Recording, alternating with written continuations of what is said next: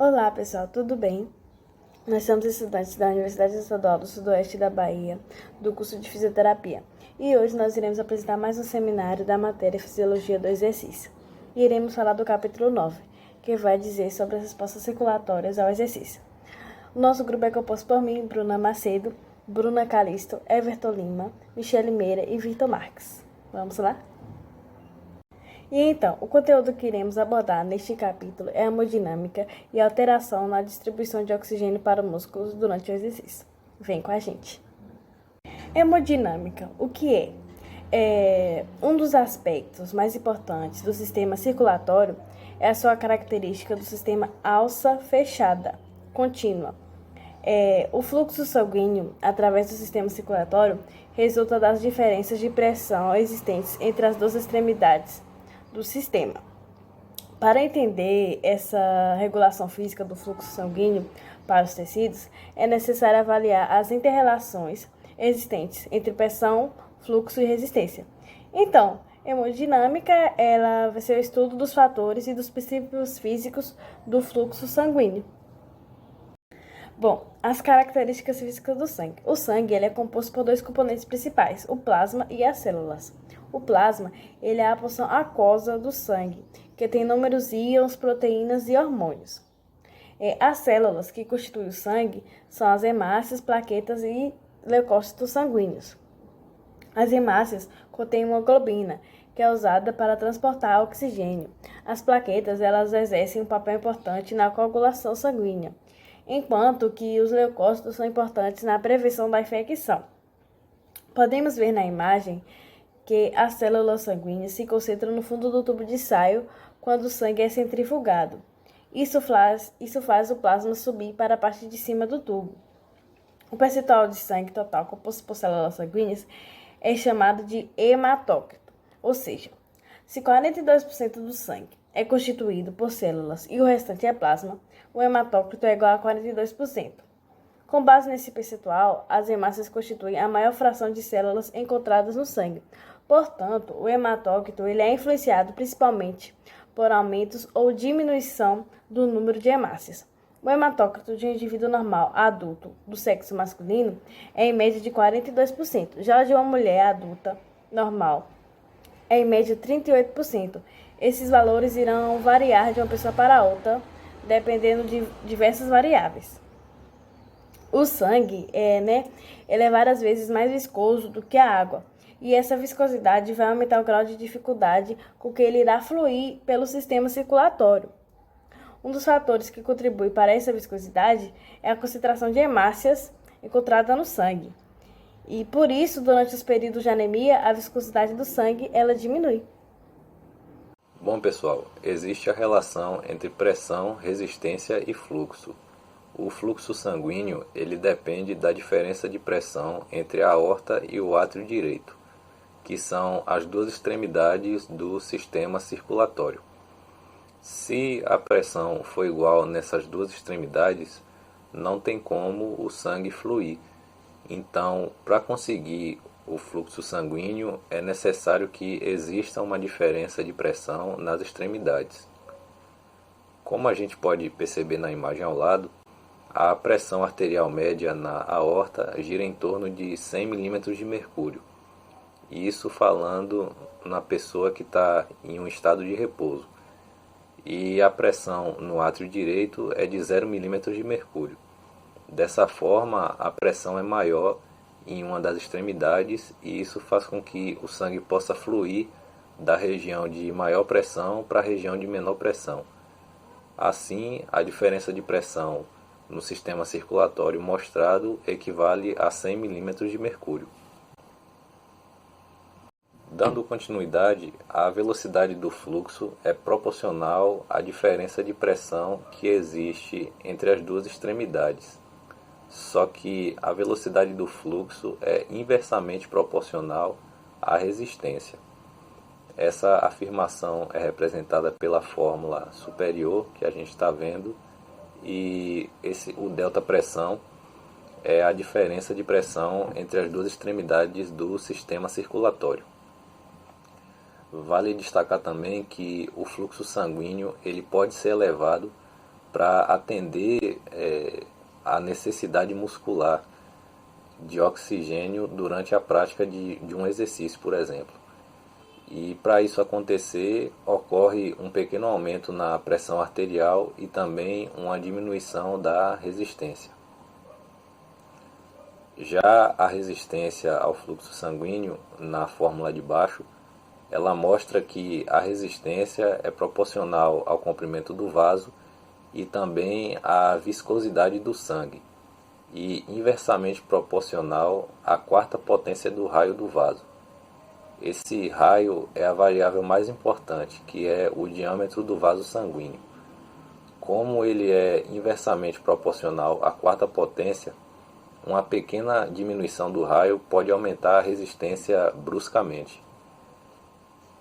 Finalizando sobre essa importância do raio do vaso sanguíneo, ele é o principal fator que regula o fluxo sanguíneo, já que, como os efeitos têm uma intensidade à quarta potência, o sangue ele pode ser desviado de um sistema orgânico para outro, pelas variações de vasoconstrição e vasodilatação. Por exemplo, no desvio do sangue para a direção do músculo em contração e do afastamento em tecidos que estão em menor atividade. E isso vai ser mais detalhado no próximo slide. E no gráfico ao lado é mostrado as alterações da pressão a nível da circulação sistêmica, onde é mostrado também qual ponto de maior resistência vascular ao fluxo sanguíneo e também uma diminuição da pressão arterial. O ponto e também onde ocorre a diminuição é referente às arteríolas. Oi, agora vamos discutir um pouco a respeito das alterações na distribuição de oxigênio para o músculo durante o exercício. Então, essas alterações ela vai ocorrer de acordo com a necessidade metabólica de oxigênio e também pelo fluxo sanguíneo para o músculo, já que durante um exercício intenso, a necessidade metabólica de oxigênio na musculatura esquelética, ela tende a aumentar muitas vezes quando comparado aos valores em repouso. E com o aumento dessa necessidade metabólica, vai ocorrer também um aumento do fluxo sanguíneo para aquele músculo em contração, a fim de atender essa demanda de oxigênio. Então, gente, a distribuição de oxigênio para o músculo durante o exercício, ela vai ser realizada por meio de dois mecanismos. O primeiro vai ser o aumento do débito cardíaco e o segundo que é a redistribuição do fluxo sanguíneo dos órgãos que estão inativos para a musculatura esquelética em trabalho. Agora eu vou estar falando um pouco sobre o primeiro mecanismo de distribuição de oxigênio para o músculo, que é as alterações do débito cardíaco durante o exercício. Então, durante o exercício, o débito cardíaco ele vai aumentar de forma proporcional à taxa metabólica necessária para realizar aquele exercício, como podemos observar na figura. A gente vai poder observar também que a relação existente entre o débito cardíaco e o percentual de consumo máximo de oxigênio, ela vai ser essencialmente linear. Então, o aumento do débito cardíaco durante o exercício que é realizado em posição vertical, ele vai ser mediado pelo aumento do volume sistólico e pelo aumento da frequência cardíaca. Mas em indivíduos sem treinamento ou moderadamente treinado, esse volume sistólico ele não vai aumentar além da carga de trabalho de 40% a 60% do consumo máximo de oxigênio. Então, gente, em casos de taxa de trabalho maiores de 40% a 60% do consumo máximo de oxigênio, a elevação do débito cardíaco ele vai ser mediado apenas pela elevação da frequência cardíaca, como também podemos observar na figura. Esses valores representados nas figuras são valores típicos de um indivíduo com idade universitária, com 70 quilos, ativo, não moderadamente treinado e do sexo masculino. Outra coisa importante é que, embora a maioria dos especialistas concorda que o volume sistólico vai atingir um platô entre 40% a 60% do consumo máximo de oxigênio em indivíduos sem treinamento ou moderadamente treinados, segundo o livro, já há evidências que o volume sistólico ele não vai atingir um platô em atletas altamente treinados durante o exercício de corrida. Mas essas evidências elas vão sugerir que durante a taxa de trabalho incremental, o volume sistólico do atleta fundista não atinge um platô e, em vez disso, ele vai continuar aumentando até o alcance do volume máximo de oxigênio. Então, gente, isso vai ocorrer porque quando comparado aos indivíduos sem treinamento, os atletas fundistas, eles apresentam um enchimento ventricular mais efetivo durante o exercício intenso. E, em consequência disso, o retorno venoso vai ser maior e esse aumento do volume diastólico final vai resultar em uma força de contração ventricular aumentada e no aumento do volume sistólico. A respeito da diminuição do débito cardíaco máximo, após os 30 anos de idade, o débito cardíaco ele tende a diminuir de forma linear. Isso ocorre tanto em homens quanto em mulheres. E a principal explicação está na diminuição da frequência cardíaca máxima, que ocorre com o avanço da idade. Isso se explica porque o débito cardíaco ele vai ser igual à frequência cardíaca vezes o volume sistólico. Então, qualquer diminuição da frequência cardíaca, ela vai resultar também na diminuição do débito cardíaco. Então, gente, essa diminuição da frequência cardíaca ela pode ser estimada através da fórmula ao lado. A de cima é usada para estimar a frequência cardíaca em adultos e a de baixo é usada para estimar a frequência cardíaca em crianças com faixa etária de 7 a 17 anos. Como, por exemplo, se aplicar a primeira fórmula a um indivíduo adulto com 20 anos de idade, provavelmente ele vai apresentar uma frequência cardíaca de 200 batimentos por minuto, já que 220 menos 20 vai ser igual a 200. Lembrando que essas fórmulas são apenas uma estimativa e esses valores eles podem sim apresentar variações. Vamos falar sobre as alterações no conteúdo arteriovenoso misto de oxigênio durante o exercício. E para falar disso, nós vamos falar sobre a diferença arteriovenosa mista de oxigênio e a relação existente entre o débito cardíaco e o consumo de oxigênio. Bom, sobre a diferença arteriovenosa mista de oxigênio, ela representa a quantidade de oxigênio captada a cada 100 ml de sangue pelos tecidos durante uma viagem pelo circuito sistêmico. Um aumento da diferença arteriovenosa mista de oxigênio durante o exercício, ela vai acontecer por conta de um aumento da quantidade de oxigênio captada e usada para a produção oxidativa de ATP pelo músculo esquelético. Bom, já sobre a relação existente entre o débito cardíaco e o consumo de oxigênio, essa relação ela é representada por uma equação, que é essa daqui que está aqui em cima, que é chamada de equação de Fick. E essa equação ela estabelece que o volume de oxigênio é igual ao produto do débito cardíaco pela diferença mista de oxigênio. Então, um aumento do débito cardíaco ou da diferença mista de oxigênio, ela vai elevar o volume máximo de oxigênio.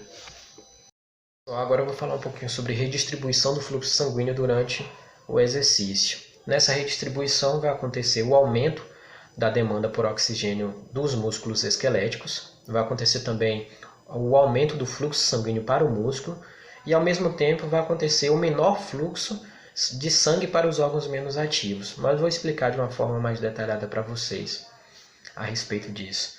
Bom, durante o exercício físico, há um aumento da demanda de oxigênio por parte dos músculos esqueléticos. Para atender essa demanda, o corpo vai precisar aumentar o fluxo sanguíneo para o músculo. E juntamente com isso, ele vai reduzir o fluxo sanguíneo para os outros órgãos que são menos ativos, que é o caso do fígado, dos rins e do trato gastrointestinal. A intensidade de um exercício é ela que vai determinar a mudança do fluxo sanguíneo para o músculo e para a circulação pertencente às vísceras.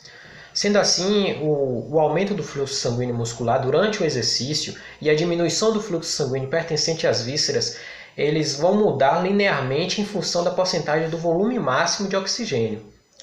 Entre a condição de repouso e durante o exercício máximo, existe uma mudança de fluxo sanguíneo para vários sistemas orgânicos.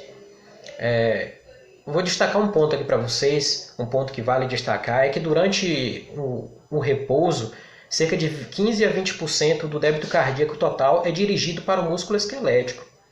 Já no exercício máximo, de 80% a 85% do débito cardíaco total é destinado para o músculo esquelético em contração. Isso acontece para atender o grande aumento da exigência de oxigênio pela musculatura durante o exercício intenso.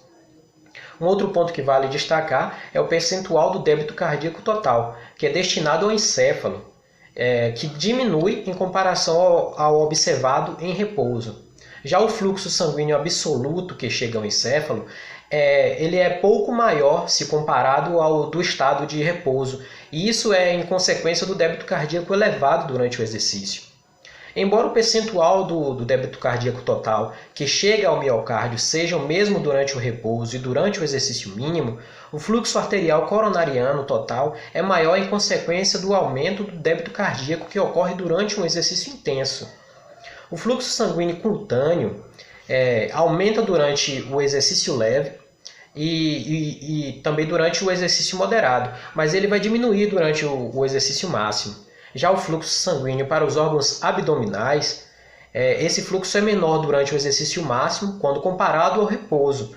Essa diminuição do fluxo abdominal ela é importante para desviar o fluxo sanguíneo para longe dos tecidos menos ativos, indo na direção dos músculos esqueléticos que estão em trabalho.